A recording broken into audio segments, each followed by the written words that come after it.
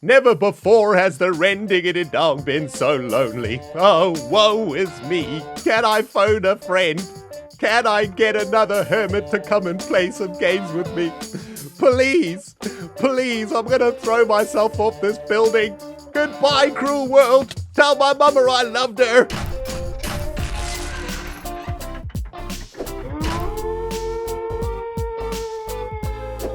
Greetings, Cyberdogs and citizens of the interbubs. This is ReNDoG coming at you from the netherboard in another episode of Minecraft Survival from the Hermitcraft server. How's everybody doing today, baby? Oh man, I'm doing good. I'm in the mood for some gaming, for some serious hardcore pro gaming. You guys up for it? Well, when I say hardcore pro gaming, there's inverted commas around the pro part of that sentence. Today, guys, we're going to be heading over to the gaming district. We've never been to the gaming district in this series so far, so I'm excited. Last episode, we made this giant USB stick. It doesn't do anything, but it looks kind of sweet. And a couple of episodes ago, I asked you guys to put in the comments what you want me to do in the series. And man, you guys have been hitting me up with some really awesome ideas. One of the most requested things for us to do in the series is to do the Tangler. It's Tango's brand new game at the gaming district. It is ridiculously difficult, and it also requires 2 people. And, well, in today's episode, I'm all by myself. I can't even use a boat properly. Oh my goodness. Bring out the tiny violins, my friends. I really want to do the Tangler, but we're going to have to do it with a friend. I need to find a hermit to do it with me. So what I thought we would do today instead is head over to the gaming district and try and do a couple of the other mini games that have been made by some of the other hermits. We've never been out to the gaming district before, so this is going to be a great opportunity for all of us who are perhaps not watching any of the other hermit videos to get a good look at what is happening at the gaming district. I think this is the tunnel that is going to take us to the gaming district. Is this just a chicken hanging out in the nether? Hey, my dude, what's happening? No entry, a false statement. Okay, no idea what's happening over there. Oh, this is the tunnel to Joe Hills' Red Sky Bay. Very cool. We're probably going to have to take a look at this at some point. That looks really sweet. Oh man, so many distractions on the way to the freaking gaming district. But yeah, I'm super excited about this, guys. I got a tasty freaking beverage in hand. I think I'm probably going to need it because there's probably going to be a bunch of derpage happening. I think this is the gaming district portal. Yeah, this is it. All right, let me sip on my coffee while we get discombobulated over here. All right, here we are in the gaming district. We've never been here before. That's my fault. I'm sorry, guys. I've been so obsessed with the netherboard, so obsessed with the Mobilisa project that I haven't really come out here yet. I want to change that this year. Maybe we'll even make a game out here at some point. But man, look at all of these things that have been created out here. My goodness. I don't even know where to start, really. By the way, the Tangler is all the way over here. I think. Yeah, there it is in the corner of the gaming district. Looks awesome. Looks kind of like... well, a house made by a 3-year-old using Lego. Is one way I would describe it. Looks pretty cool though, right? I was hoping to do this today, like I said, but apparently, if we have a look at the book, it says, welcome to the Tangler 2.0. This time it takes 2 to Tangler. So we're going to have to find another hermit to do it. I think all of the hermits have actually done the Tangler so far. So I'm going to have to try and find a hermit who's not done the Tangler yet. Any ideas, guys? I'm still trying to catch up after my holiday. I'm not entirely sure who's done what. So yeah, hopefully we can find somebody. But yeah, this is the gaming district. Pretty cool. Let's do a little bit of a fly around here. Take a look what's happening. We got Jump Dash over here, which sounds pretty cool. Maybe we try that out. We got some really nice buildings. I think Exuma and Python were working on this, if I recall correctly. I could be completely wrong. You know what? In fact, I'm not even going to say anything about who's done what, because I'm probably going to get it completely wrong. This is also a 2-player game, I believe. Yeah, this is the Hot Swap Challenge. We need a partner to do this too. Okay. Oh, wow. A bunch of lava came out. That's cool. So, yeah, we're going to have to find a friend, aren't we? We're going to have to find a friend to do some of these games with. What is going on over here? This looks kind of weird. A couple of nice-looking boots and whatnot. What is this? Welcome to Dash and Jump, a two-player race. Okay, that's another 2-player game over there. So, looks like we desperately need a friend to do some of these games, don't we? Now I understand why the Mooshroom-o-matic isn't working very well. Look at all these mushrooms, guys. So what is this? Maintenance. Okay. Hungry Hermits coming soon. Okay, so that one isn't finished yet. Excellent. What's happening over here? The Labyrinth. That sounds cool. What is happening in the Labyrinth? The entrance. Okay. Looks like we got to fall through there to kick off the Labyrinth. We got a whole bunch of rules over here too. Is this a 2-player game or is this a 1-player game? Okay, I think this is Mumbo's game. Okay, yep, derp. Well, guys, I gotta be honest. The pain and humiliation of being a friendless loser on the Hermitcraft server is taking its toll on my soul right now, man. Most of these games require more than one player. So I think what we need to do is we need to find a hermit to come and have an all-day gaming session with, right? And we can come out here, we can do the jump dash, the boat race, we can do the freaking, that thing over there, the hot pocket challenge, we can do the maze, the Labyrinth, we can do whatever that monstrosity is over there, and we can have some fun together. So I think I'm probably going to spend this week trying to find a hermit to come and play with me, because I don't want to do these games by myself, guys. It hurts my morale too much. Let's get back to the netherboard, do a little bit of crafting, I think, instead. But yeah, man, I hope you guys enjoyed that little, I guess, a little tour of the gaming district rather than an actual gaming session of the gaming district. And let me see if I can find a hermit on Discord this afternoon to maybe do a couple of episodes with from the gaming district. Well, sometimes things just don't go to plan, Cyberdog. So let's head back to the netherboard and start working on our latest major project, which is a giant storage silo that is going to hold 300 plus double chests of every reasonable acquired item in Minecraft. Yeah, sounds like a reasonable plan for the day. Let's do it!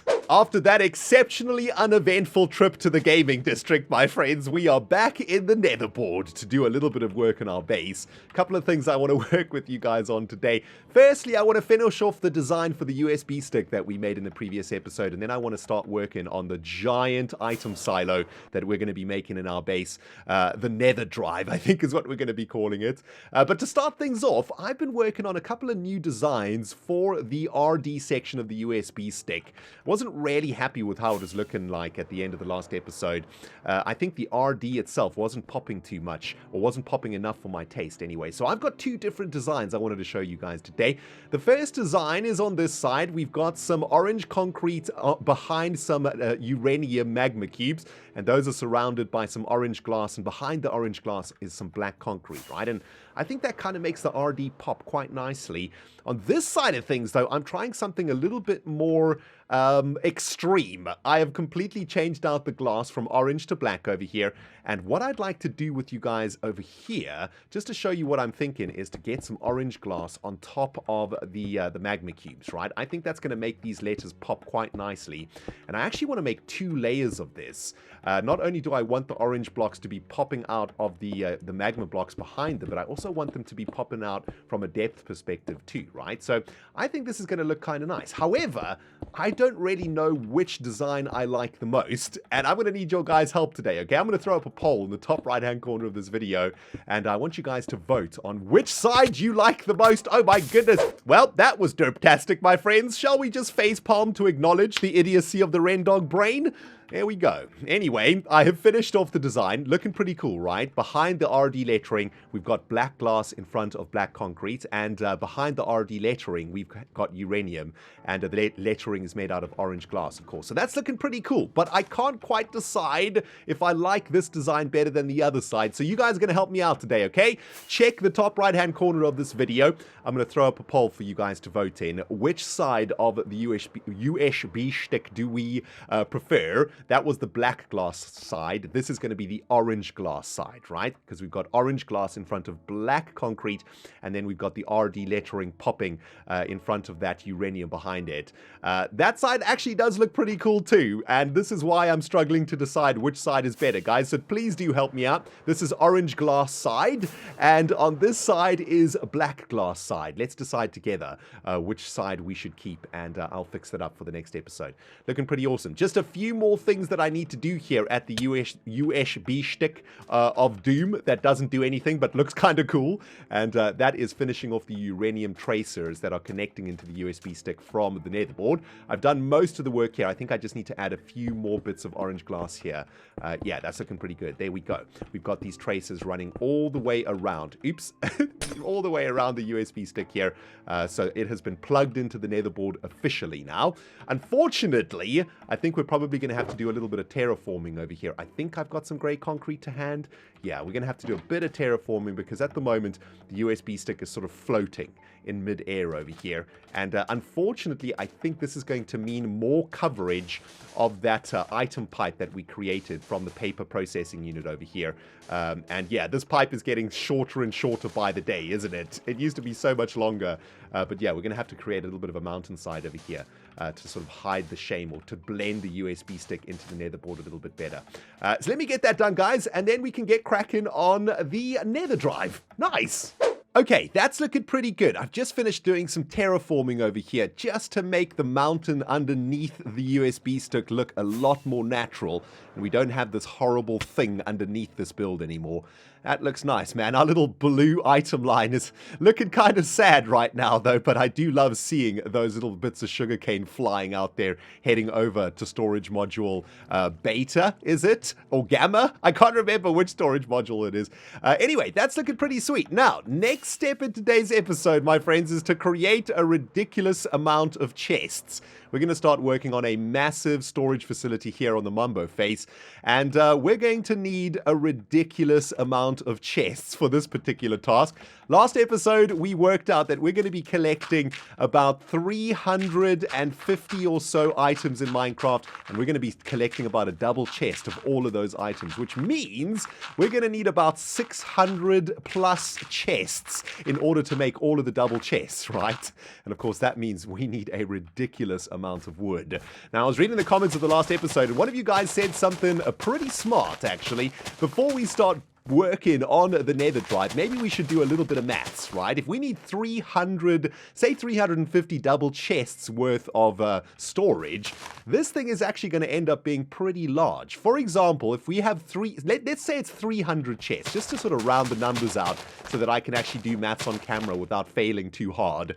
If we need 300 chests and we put what, like 30 chests on each floor, that is going to be 10 stories worth of storage, and that's going to be ridiculously high, and that's at 30 chests per level. I'm thinking what we might need to do is actually go down into the ground too. Maybe we need to make this building go, I don't know, maybe 20 blocks down also, just so that the silo doesn't soar into the sky and look absolutely ridiculous on this place. But yeah, we'll probably get going on some more mathematical calculations as we start working a little bit more on the build. Maybe we can get more than 30 chests per floor, something like that. But of course, before we can even do any of that, we're going to need an insane amount of chests. We're going to need about 10 full stacks worth of chests, right? Which means I need to start cutting down some spruce trees, get the log fella juices flowing once again in Season 5. And of course, the best way to do that is with spruce trees. It's going to give us by far the most amount of wood per tree, and of course, the easiest to mine, or the easiest to farm, I guess. All we need to do is make a nice long row of these bad boys and get our axe out, which I seem to have left somewhere on the nether board. So yeah, let me cut down some wood, guys, and then we can start figuring out exactly what these floors are going to look like in the nether drive. The Great Spruce Tree Massacre of 2018 is now completed, everybody, and I've managed to make myself about 15 stacks of chests, half of which I've converted into trap chests, because we're going to be putting them next to each other, of course. And all of that iron that we found in this trip mine a couple of episodes ago has now been used to make tripwires to make those trap chests. So all in all, it's been some good resource collection over the past couple of days. I'm liking it. I've also been working quite hard on the nether drive itself, trying to figure out a design for this thing.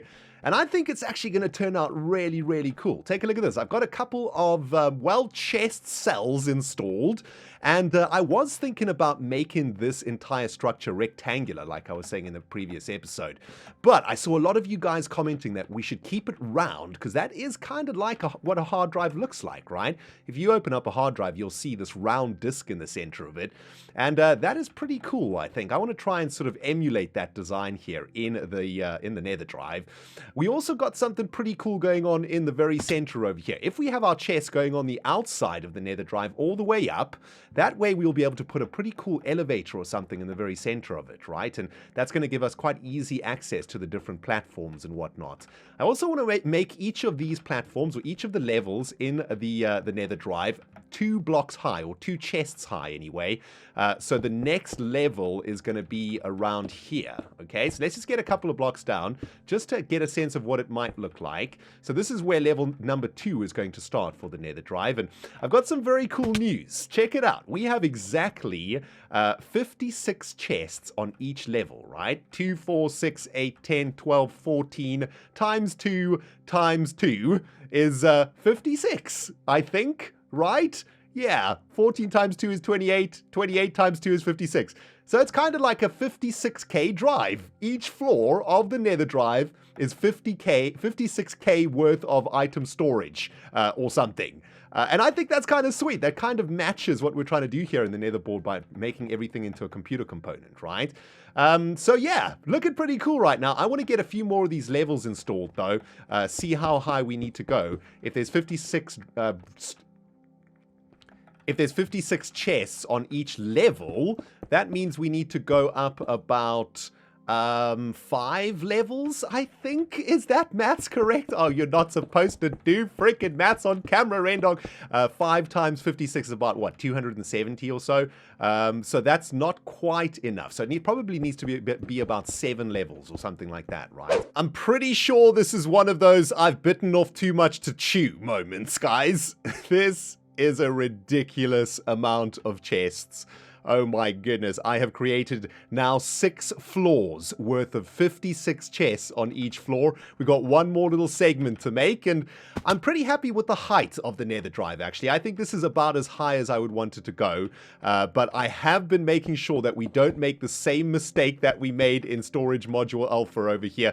Do you guys remember when we set this up? I think you can actually see it right there. I put a solid block above the top chests, and that means I couldn't actually ever open those chests, which is kind of stupid, and I am an idiot. This time around, though, I'm doing this a little bit differently. Hopefully this time around I won't derp up too much. Is this chests? Is this a chest? Yeah, that's a chest.